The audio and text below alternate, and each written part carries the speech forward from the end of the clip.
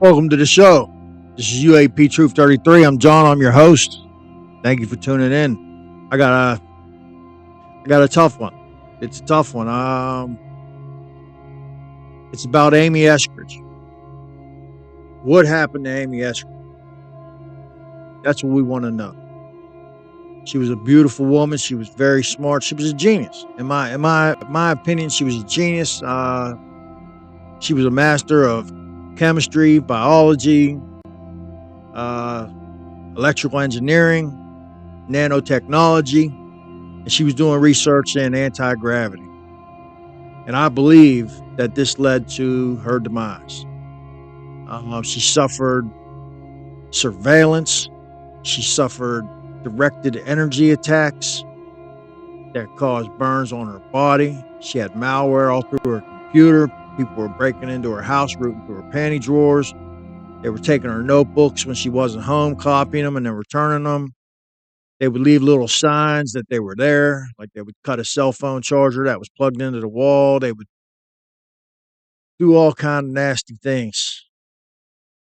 One of these directed energy weapon attacks caused the fluid in her spine to expand. She felt a pop. Salty fluid ran down the back of her throat that caused burns. Her blinds were partially melted. She would go to the bar and she would do her work. She would put her headphones in. She would do her work on her laptop. And when she would do that, strange men would come up to her and say little things like kick up conversation and then say little things about her life that no stranger should know. And then she would notice that she would be really, really, really drunk after just one drink. She felt that they were roofing her. One time she ended up waking up in a strange place with no memory of how she got there. But I want to talk about what a beautiful person this woman was. She was charismatic, and I'm going to show you some clips of her, and I want you to remember in these clips, she was getting loose. She was having drinks. It was just a Zoom call with some friends talking about disclosure, talking about she wanted to publish some paper that she had about anti-gravity. But I want you to know who she was as a person. So Amy Catherine Eskridge was a beautiful, charismatic genius who had a wonderful vision for life and the cosmos. On Saturday, June 11th, 2022, at the age of 34, she died of a gunshot wound on her front steps of her apartment. She had a genius for science and questioned the conventional wisdom in everything from the universe to the nanoparticles of the atom. She was an astute entrepreneur, chairwoman, and president of the Institute for Exotic Science in Huntsville, Alabama. She graduated from the University of Alabama in Huntsville. She co-founded this company, Institute for Exotic Science, after her graduation from UAH. With a double major in chemistry, biology, she became an interdisciplinarian and a master of electrical engineering and nanotechnology. She suffered years of harassment, surveillance due to her work on anti-gravity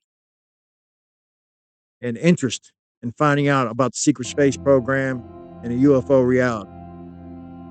This is the facts I've been able to glean from my research and listening to her own words, which I'm going to play for you here today. Without further ado, I want you to listen to this woman and hear about the things. Just hear her speak. And it was almost like watching this interview. It's almost like you kind of get to know her a little bit. You know what I mean? Like, not like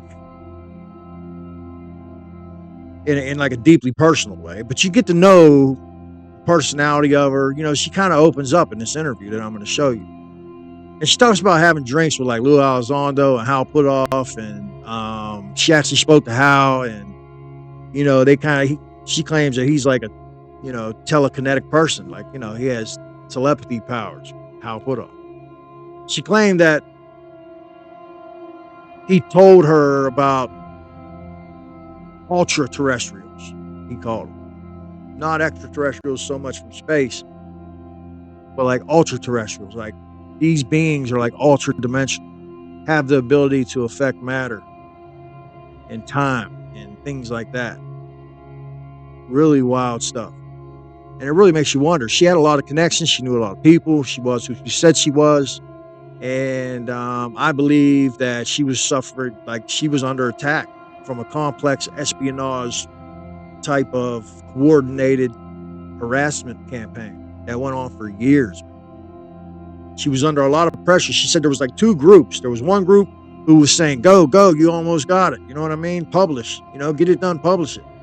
Then there was another group saying, didn't we tell you if you did this that we would take you out?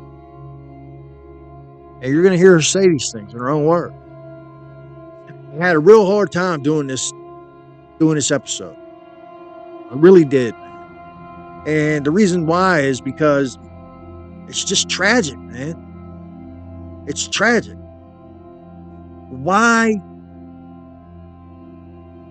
is this stuff happening to these scientists, these people that get close to cracking something open? Discovering something that could change the world. We're talking about like zero energy technology, anti-gravity, things that could save the planet, man. We're talking like clean energy technology. And Stephen Greer made that documentary, The Lost Century. And it's about this right here, man. We need to shine a light on cases like this. And this case hasn't been covered. Nobody's touching it, man. I tried to research it. I'm having a hard time, man. Nobody wants to cover this subject. I'm scared to even try to cover it. I don't know how it's going to go, but I'm doing this episode. I feel like this woman deserves that. She had a friend, Frank Milburn. He was an ex-intelligence agent, British. He was good friends with her. He spoke to her the day that she passed, right? He said she was upbeat. Her spirits were high. There was no evidence that there was any type of, depressive problems. That this wasn't, she said multiple times to people that she would never unalive herself.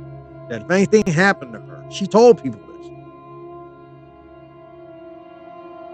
We need to shine a spotlight on cases like this. And it makes me wonder, like when David Gruss testified in 2023, and he spoke about people being harmed as a result of this subject, researching into this subject. And she was heavy into disclosure. You'll see in the interview. Or it wasn't even an interview. It was a Zoom call with friends. Thankfully, Jeremy Rise, I think he uploaded it, or maybe it was Mark Sokol. One of those guys uploaded it.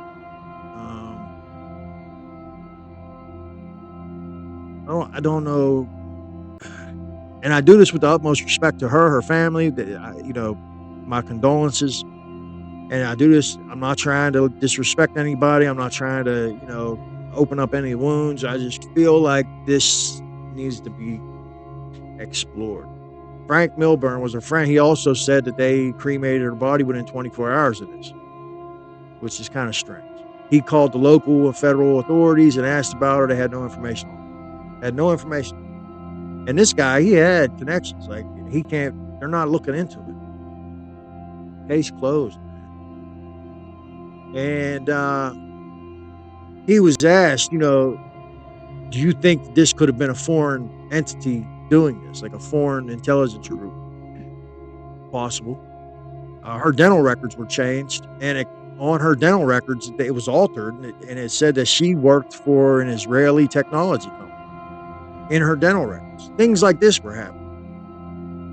Her underwear drawer would get rooted through, panties would be on her floor. Like they were letting her know, look, we're in your house, we're doing what we want. You know what I mean? We're in control here. She was so stubborn that she wouldn't stop. She was gonna discover this and release it. Once she was done with the paper, she was gonna release. And she was closed. Obviously. And it makes you wonder where her research went after her passing. Who has her work now? And it's strange because this happened right after she had a presentation to NASA. It's all very suspicious. I want you to look at this clip. I'll be back, and we're going to talk about it because it's just a wild story, man. It really is. Check it out.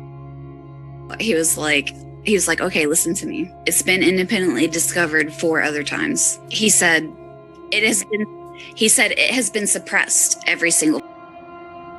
And he said, I don't think they're going to suppress it this time. He said, I think you're in the clear. He said, they obviously know about you because I've had multiple, both protective and threatening interactions with various agency affiliations, whatever. He was like, if you haven't had a U.S. government agent come to you and say, stop, stop, if that hasn't happened, they're going to let you do it. They're going to let you do it this time. He said it's been suppressed every other time. This time, they're waiting for someone to publish. They're ready. They're waiting. There are SSP their thumbs. Is Amy not going to publish soon? Gah, we've been influencing this bitch forever.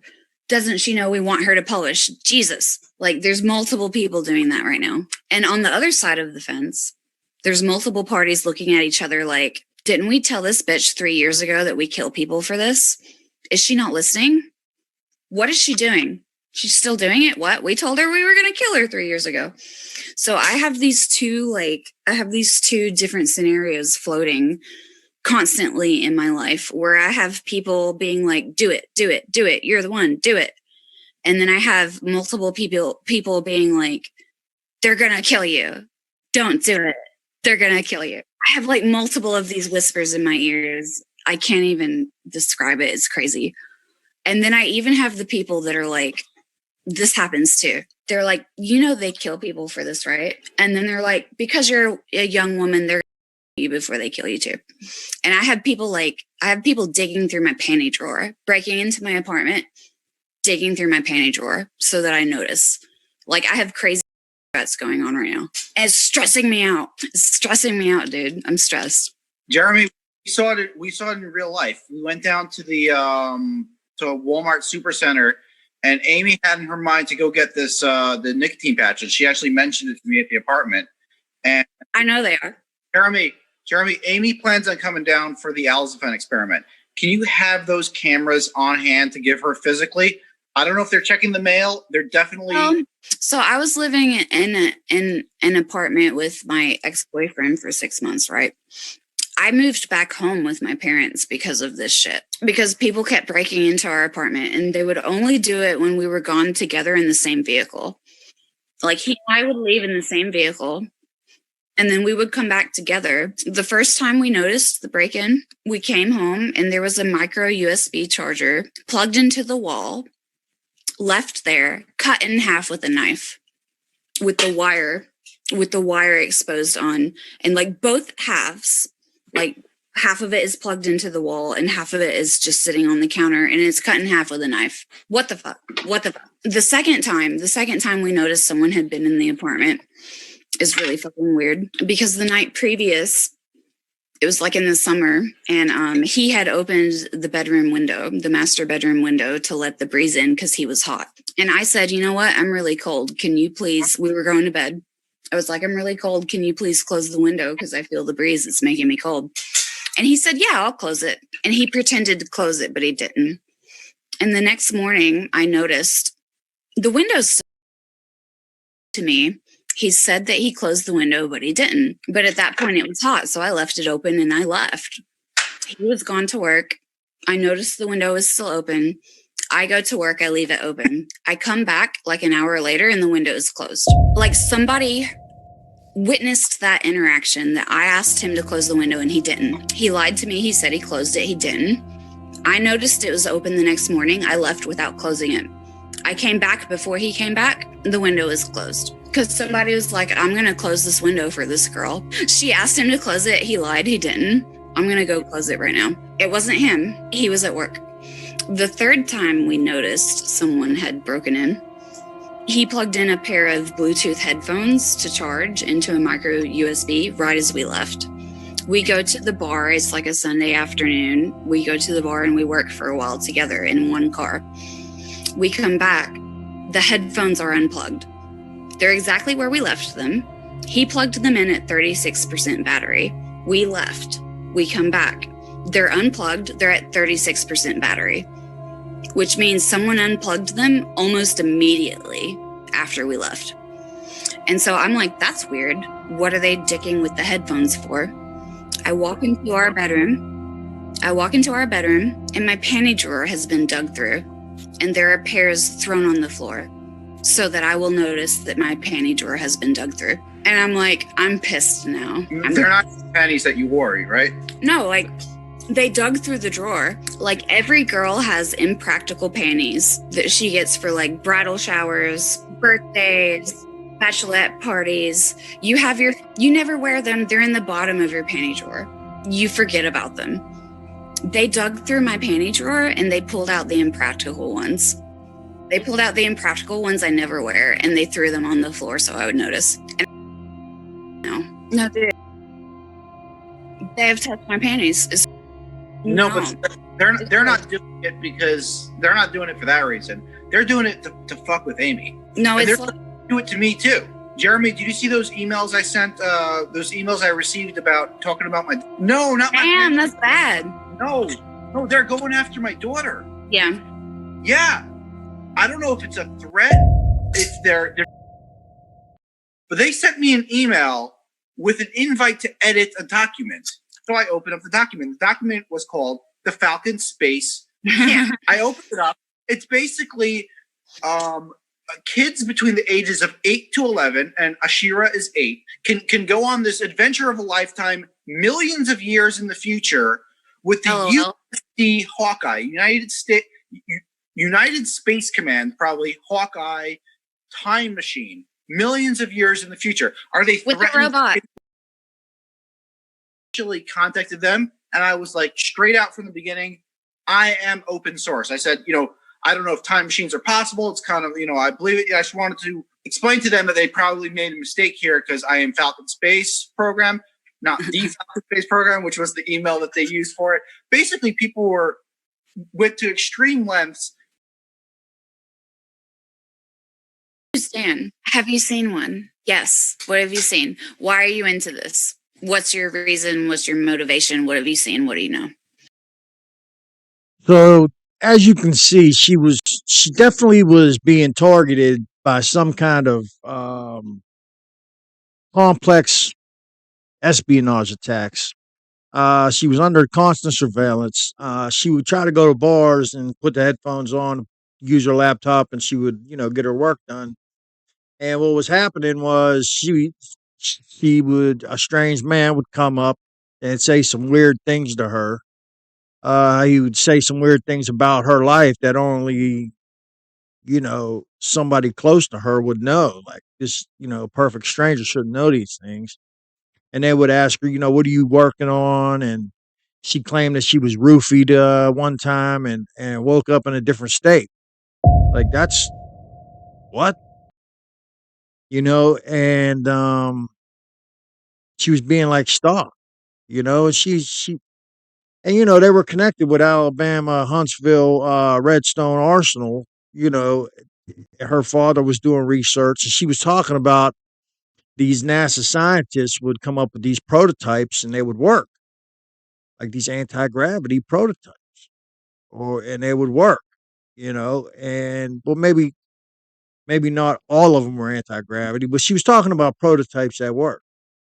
And then the government would come in and cut the funding, and they would scrap the program. They would sell whatever the prototype was to a scrap, and they would melt it down.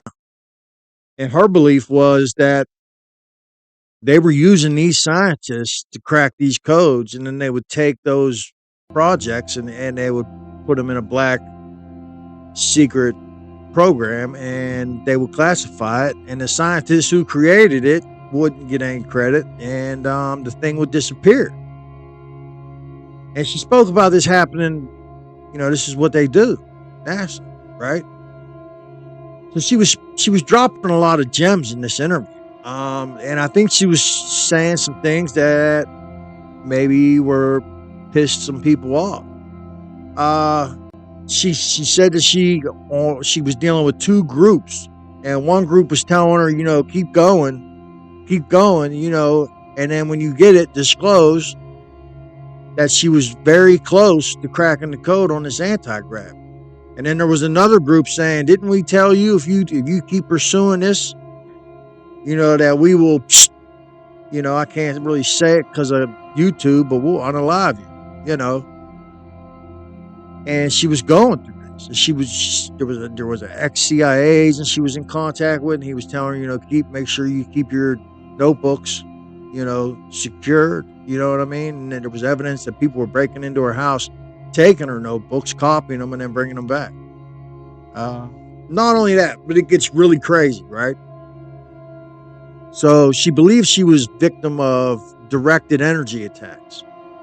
She said that when she was at her home and she had burns on her body to prove it, her blinds were like partially melted.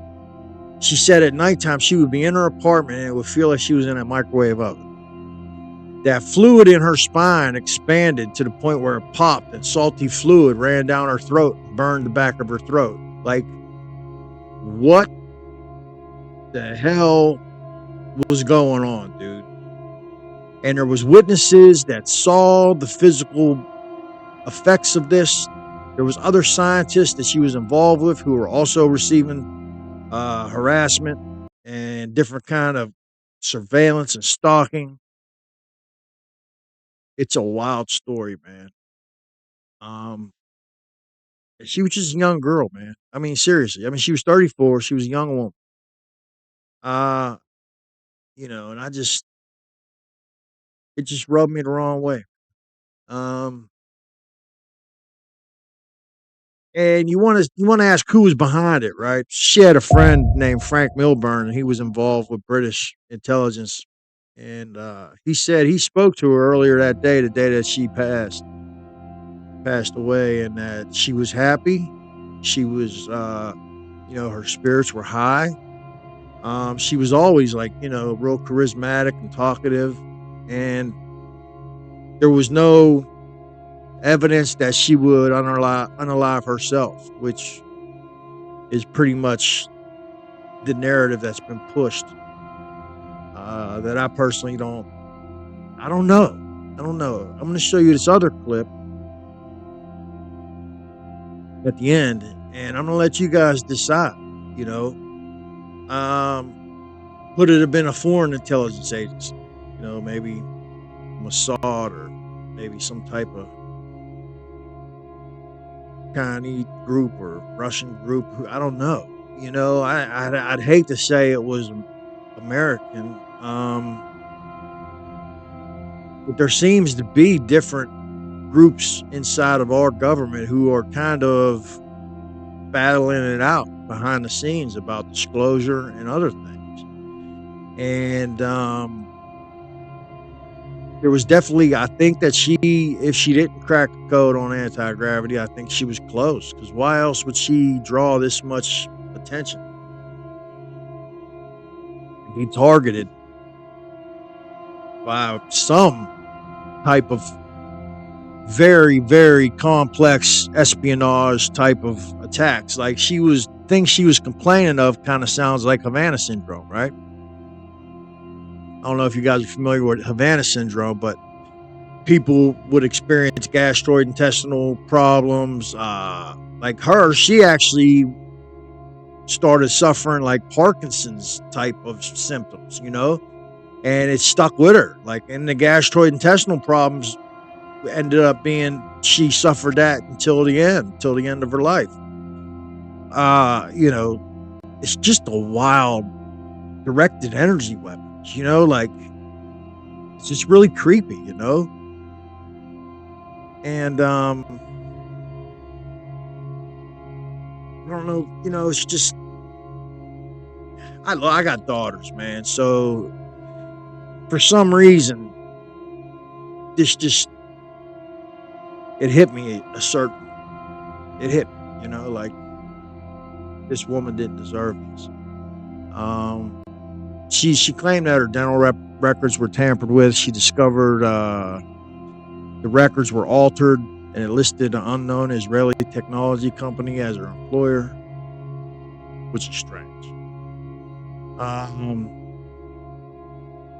She claimed she was also a victim of constant malware. I told you about that. She felt that multiple boyfriends weren't boyfriends, but they were like handlers, you know.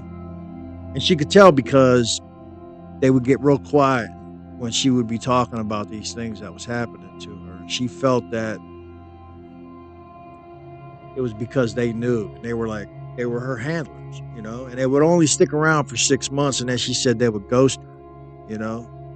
And she felt like they were handlers because she believed that a couple of them were like dealing with guilt because they were having problems in bed. I guess they couldn't, you know, keep it up, this type of thing. And she just felt that, you know, these people that were coming into her life were plants, people that she worked with. Another guy named Dent, his last name was Dent. She believed he was a plant. Apparently he was like best friends with Edward Teller. And then she was asking him about UFOs, and he said, I don't think about UFOs. She's like, well, you can't be best friends with Edward Teller if you don't know about, if you don't, you know, because Edward Teller was heavy into the UFO subject. The weird thing, the spinal fluid expansion, that was just wild. Like, so she felt like the inside of her house was like a microwave oven, and she felt like a pop, and it was something with her the spinal fluid, and then a salty liquid ran down her throat and it burned. She suffered neurological effects, and like it was interfering with her thoughts. Real severe skin irritation. People reported that she was suffering burns all down her body. And then, you know, there was pictures of this, you know, and it's just Frank Milburn. He said that they cremated her body within 24 hours of her passing. He tried to call local, federal authorities to inquire about her case, and none of them had any information. They acted like they didn't even know what Frank was talking about. Frank Milburn. He was an ex British intelligence, but he was her friend. Like I said, she was connected. You know, she was dealing with NASA. You know, Huntsville. You know, Redstone Arsenal. University, Alabama Huntsville, and Huntsville, I guess, is, you know, that's Rocket USA. That's where all the rocket scientists are, you know, which I didn't know. I just learned that through this. And then I started finding out cases of other really suspicious things with scientists coming up missing. One, Dr. Ning Li. She was working on anti-gravity and she disappeared. And then all of a sudden she reappears, but she gets hit by a car and then she's never the same, and she ends up dying in 2021. Dr. Ning Li. So there seems to be a pattern here. And it's chilling. I just want to know what happened to this girl, man. Like, watch, let me show you this. She was just a very smart, just a waste of life, you know. It's just really sad. You have to assume if Russia or China or the secret space program or whatever nation state, if they want it, they're gonna get it. Pixar, it didn't happen. It doesn't work. It's hopeless. Like I have crazy ass malware on my shit that they like. I have multiple Bluetooth attacks, like physical proximal within 100 feet of me, physically Bluetooth attacks that I have logs and live packet captures for all over town. No, it's not cool. It's disturbing. It's disturbing. I have Bluetooth attacks that happened within 100 feet of me at my co-working space at my office and at local bars and at the local university. Yeah, within you know who 100 did feet of that me. in your co-working space. It was the guy from Atlanta, right? That was SRI guy. There's like so many people that have gone through that co-working space. Like my co-working space is like the internet was set up by this NSA black hat hacker dude that I hate. His name is Greg. He's a douchebag. But like their whole network was set up by this NSA black hat insider Greg. I hate him. What? You know Greg for the NSA Hack Miami, Mob Man, Mob, M-O-B, Mob Man, Greg. He's a douchebag. It might be the same group because they've been harassing like crazy. What's his last name? Greg. I hate Greg. He's got this weird and he flew a drone and laughed at me that one time. What is his name? Hold on. So there's like this whole crew from Miami. He's famous for like he invented the first rat, remote access Trojan, and like Rat 6, Rat 7 or something. Greg. What's his last name? I hate Greg. Okay, hold on. I'm looking up some shit here. Do I have Greg in my phone? I guess I do. Hold on. He's an NSA Black Hat.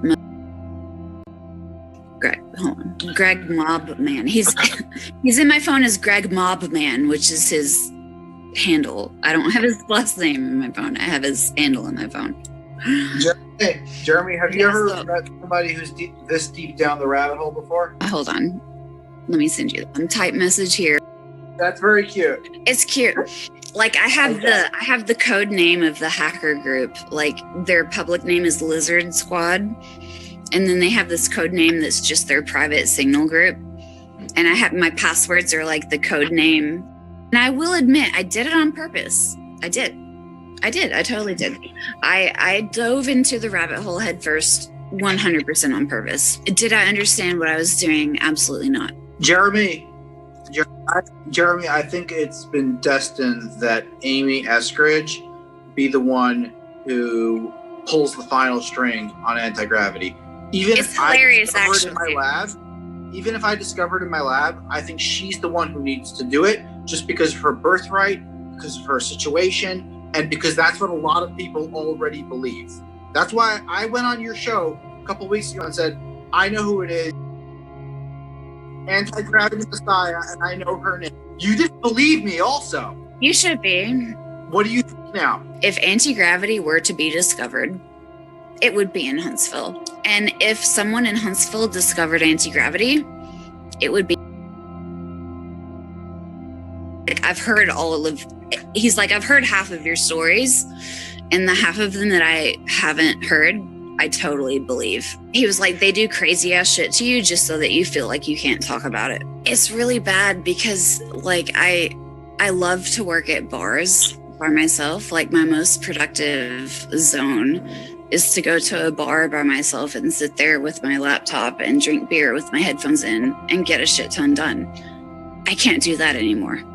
Amy, I got a freaking bar. Like I've been roofied multiple times. Like my extended team has been roofied multiple times. Like it's the numbers and addresses for anyone.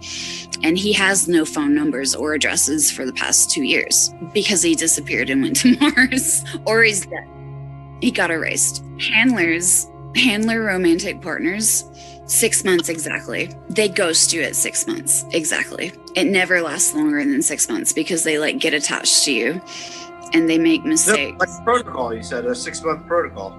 6 months protocol, because after that, like they're telling you I love you and shit like that, and they're lying. But after 6 months, they're not lying anymore and they're attached. And then they rotate them out. And the person they rotate in has existed in your life for at least 6 months to 12 months because they line them up like fucking well ahead of time. Like there's always one like 6 months breakup, and then there's one that's been in the queue for over 12 months. And then 6 months breakup, and then there's one that's been in the It's really hard. Like people walk up to me in public and I'm like, fuck you, go away. Fuck you. I know who you are. It makes it really hard. You can tell a handler from when they shut the fuck up because you talk to them about your crazy ass life. Your life is crazy. I mean, you have a handler, your life is crazy. You're into some shit. And you talk to them because they're your significant other. You talk to them about shit. And they talk back because they're faking. And you can tell they're a handler by when they shut the fuck up about shit they can't talk about. That's how you can tell. When they become silent and they just nod their head like, I can't say anything. No, that's a handler. Also, handlers they'll offer you money that never happens. It's a carrot on a stick. It's a carrot on a stick to engage you in conversation about your technology by offering you money that they had no intent on ever giving you. So there you see that she says she's scared. She says she's tired. She explains all these things that's going on. These people that's coming to work for her. She feels like they're plants. That I don't know what SRI means. I'm gonna have to look that up. But she believed that these people were plants. They were basically spies. Is it possible that this was some type of private entity that's very rich? Maybe some type of technology company that was responsible for these espionage attacks against her. You know, I'm not going to name any companies here, you know, because I don't know if that's true. I'm just saying, could it have been a private corporation, a real powerful aerospace company possibly that was doing this to her? Or was it some branch, some group in our government, some deep dark SAP, secret access program doing this to her? There's been rumblings that there's groups in our government that are kind of going rogue, man, with our taxpayer money. They answer to nobody. You know, they take our money, they siphon our money through the tax, you know, and they use it for nefarious purposes. Wouldn't that be something if they were using our tax money to do things like this to these researchers and these scientists? I'm not saying that's the case. I don't know. I'm going to show you this last clip. It's the most chilling of all. And I almost don't want to show it. Because in this clip, she's reading from the computer, this wiki, while she's talking. And she says something came across her screen about a suicide pact. He loves me. We're buddies. He acts like he would follow me off a cliff, except I think he's a CIA SRI plant on my team because he was Ed Teller's best friend. And I asked him, I'm like, Bill, what do you think about UFOs? And he's like, I don't think about UFOs. I don't have any opinions about UFOs. And I'm like, really? Because your best friend is Edward Teller, and Ed Teller gave like Ed Teller was like big into UFOs. I'm like, you can't be Ed Teller's best friend in reality and not be into UFOs. I'm sorry. What state was it? Okay. Hold on. I'm scanning through this Wikipedia article and my eye just caught suicide pact. I have to read what that was. Well, let's talk about the CIA. Now, was that just part of harassment? Right there, live, during this Zoom call? He said she would get these messages on her phone, text messages, and they would be telling her to harm herself in like a preschool rhyme, you know. Take your pills and overdose, you know, everything will be okay. Take your pills and overdose and do away or some, I don't know, some crazy thing like that. Wow, man. She said that was really chilling. And that was when she was telling people, I'll never unalive myself. If anything ever happens to me, know that I didn't do it. And I'm going to leave you with that. That's the episode for today. I think hopefully this gets out to people. I think we need to shine a light on these cases like this. I might do an episode on Dr. Ning Li. She disappeared for years, and then when she reappeared, she was hit by a car, and she never recovered. She died in 2021. I might do that case tomorrow. I don't know. These cases are hard to do for me. I get emotionally invested in this stuff. I really do. And this one was hard.